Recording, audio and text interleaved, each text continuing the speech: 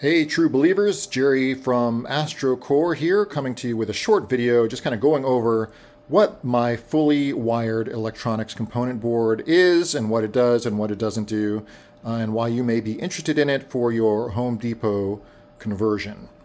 So this is the fully wired component board.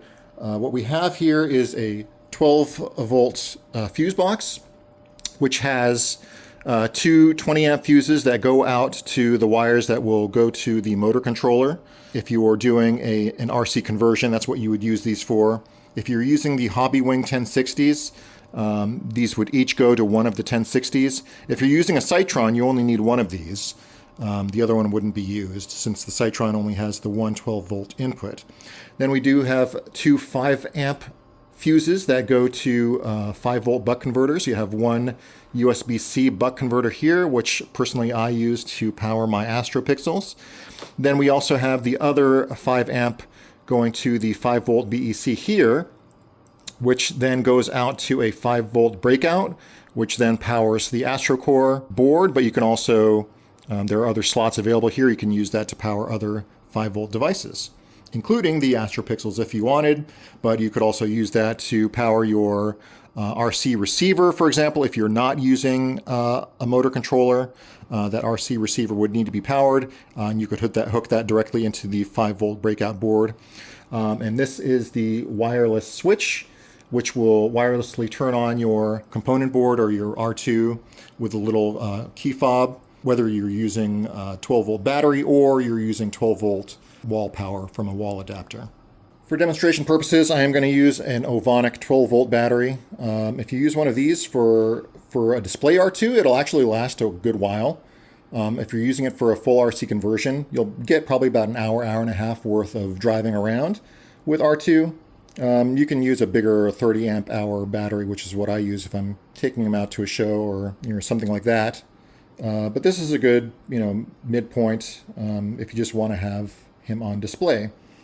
We've got XT60 connectors on the battery, as well as on the component board here. So we're just going to connect this together. There we go. So now we are powered with 12 volts here on the board. As you can see, this is powered here, going into the wireless switch and then into the fuse box. We have a wireless fob here to turn this on and off. There we go. Press the button. We now have 12 volt flowing into the fuse box and then out into the 5 volt BECs here, and then flowing into the 5 volt breakout and then into the AstroCore board, which is the brains, featuring an Arduino Nano and a DF Player Mini for playing 130 sounds, which you can add to and customize to your heart's content.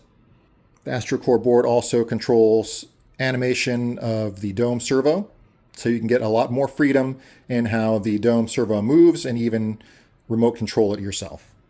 Now you can use the AstroCore board, as I said, for a full RC conversion, or you can also use it as the brains for a display unit if you just want to have more sounds and more animation.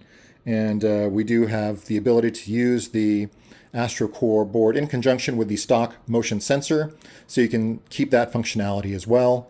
And you can even do the motion sensor along with the remote control so that you can have the ability to switch back and forth. If you have any questions about how you can integrate the fully wired AstroCore components board into your Home Depot R2 build, let me know down in the comments below. Feel free to shoot me an email, contact me on the Facebook groups, or at my site at astrocoredepot.com. Thanks for watching, guys. Bye.